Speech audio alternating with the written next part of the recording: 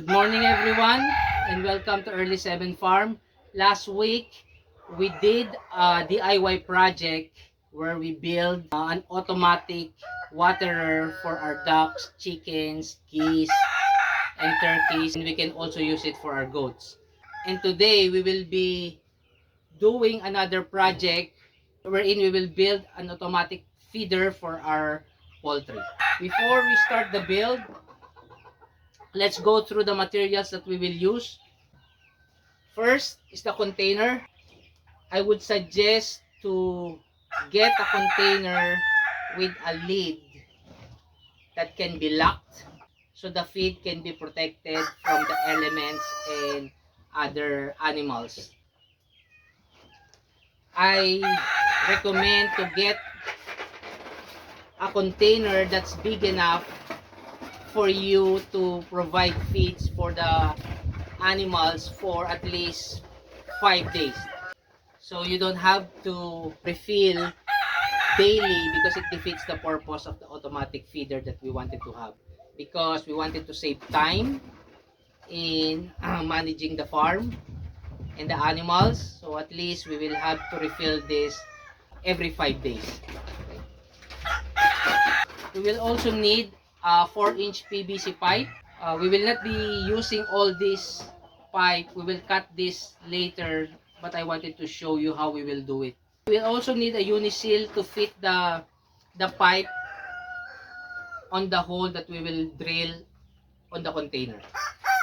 You can also directly glue this to the container, but for me, I wanted to be able to remove the pipe in case I needed to do maintenance or fixing on the feeder. And we will also need steel matting. So this is around 10 inches in height. I've already pre-cut it. So what the purpose of this one is, it will be our stand and at the same time the barrier to keep the feed safe from other animals. What we're trying to build here is to create a dog-proof, goat-proof automatic feeder. And we will also need a piece of wood where we will put the container in place so we can elevate it from the ground. Okay, and for the tools, we will need a hand drill and a hole saw. We will also need a grinder to cut the PVC pipe.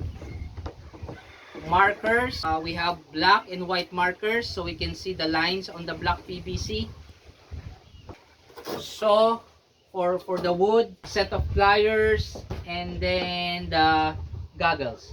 We can start the build by cutting the hole at the bottom of the container. So let me remove the lid, and the goal is to put the uniseal here and cut a hole where the feed will fall from the container.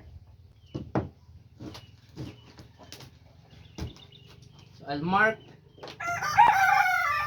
I don't need to mark the center because it's already have a marking, but I'll for this purpose I'll mark it. What we'll do next is put a pilot hole at the center where we will be drilling so the drill will not slide.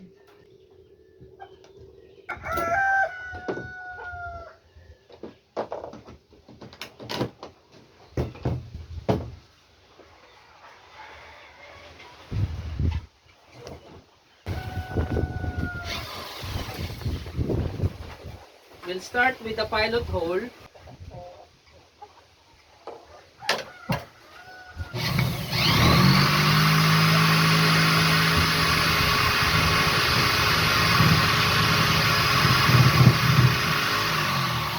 So once we have the pilot hole, we will put the drill in reverse so we can have a smooth cut for the unisail to insert to.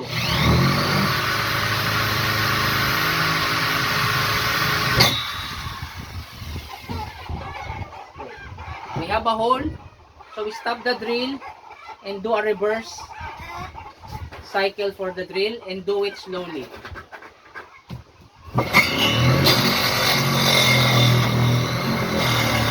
Put this down so I can have a good force when I'm drilling it.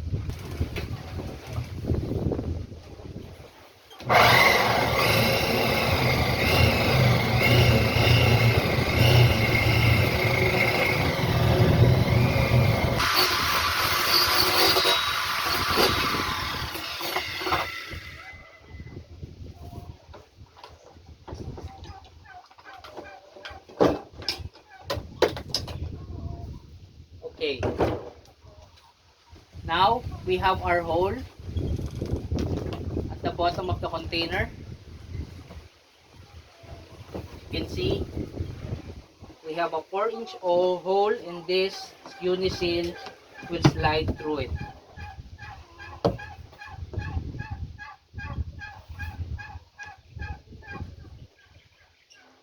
We'll put this aside and then we'll cut the pipe for our feeder. What we're going to do here is to make a mark. We don't have to cut it on the exact length yet, but we wanted to make sure that we have enough PVC pipe that will hang on the feeder from the container.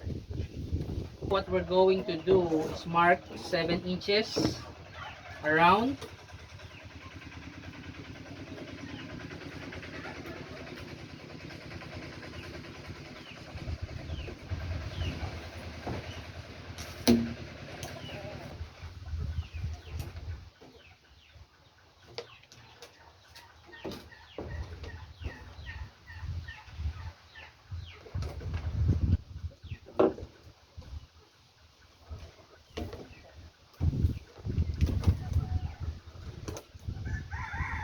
Okay, so we'll connect the lines that we have measured.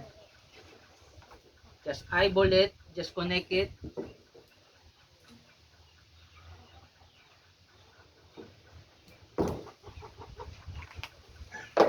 Now we have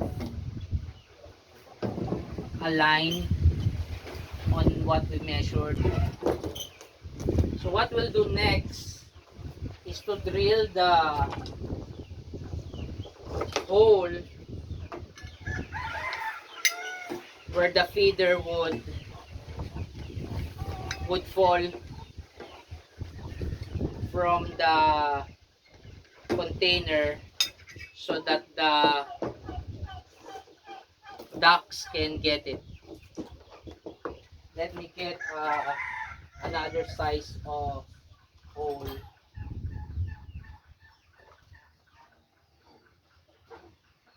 I think this will do.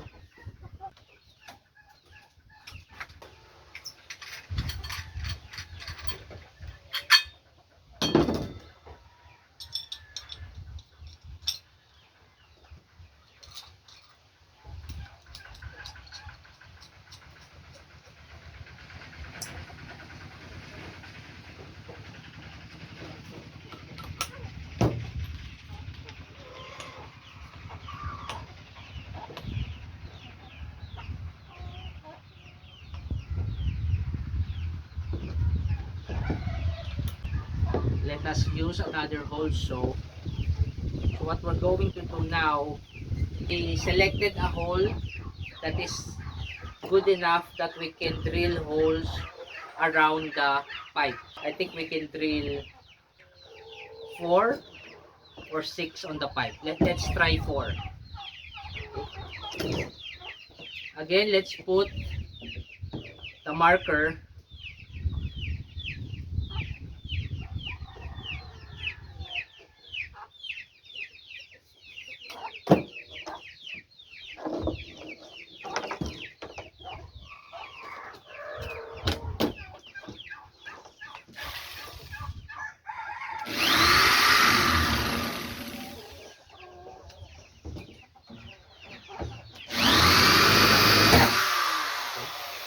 Once you have the pilot hole, put this in reverse.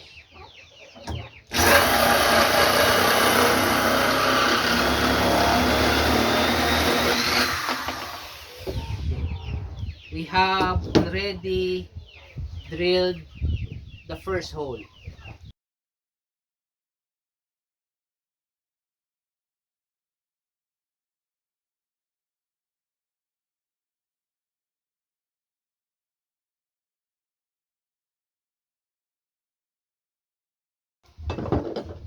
Okay.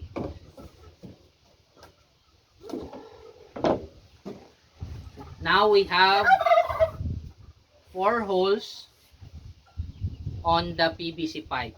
The next thing that we will do, we will cut it where the center of the holes are. So we have an arc that we will allow the feeds to fall from the container.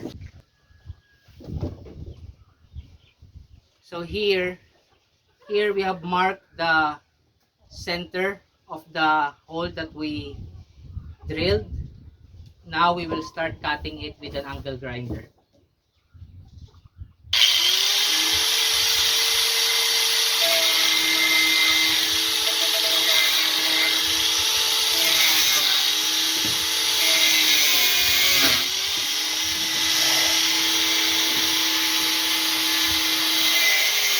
Now we have cut the pipe that we need. The next thing that we will do is put the PVC pipe on the container.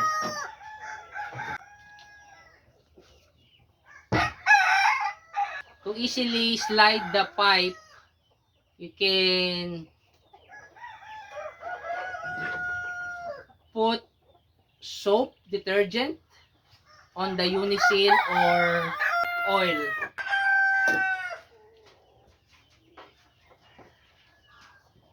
Then twist it. There you go. It's fit. Okay? We have attached our PVC on the container just enough to secure it in place, and then from inside, that's how it will look. The feeds will fall from the container to the bottom of the PVC. We're almost done with the build. The next thing we will do is to put the steel matting around the container.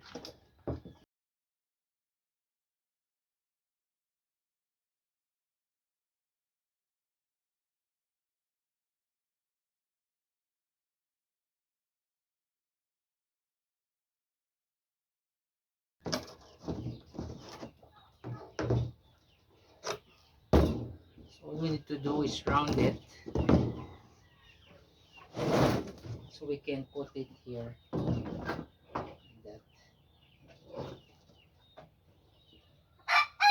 We have set up the feed cover. Now what we're going to do is to grind and make the holes bigger so that the geese and the bigger ducks can put their heads in and reach out for the feeds.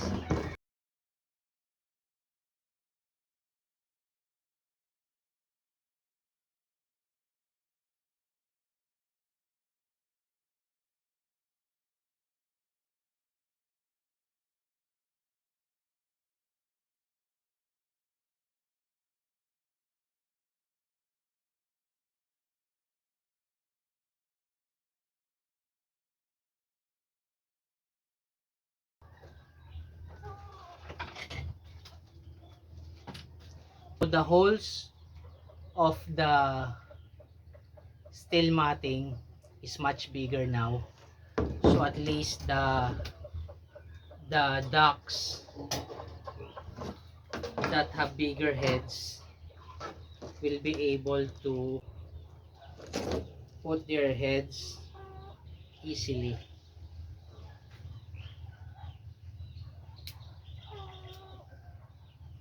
We have removed one row of wire from the steel matting, so at least the geese and the ducks with larger heads would be able to insert their heads to get into the feeder. We have tested the feeder and it looks like it's working. The geese can now reach out into the feeds as well as the Peking duck. So what happens here is that they will insert their heads and get the feeds that are falling from the PVC pipe. As the ducks consume the feeds from the container drum will continuously fall.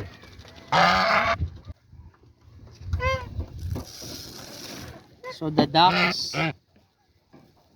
and the geese already know how to use it, and I hope that this will keep the dogs and the goats from getting too much of the feeds. They can get some that are on the edge of the steel matting, but not the feeds that are coming from the PVC pipe. And we can also put a tray inside the steel matting, so at least the feeds will just fall on the tray rather than on the dirt.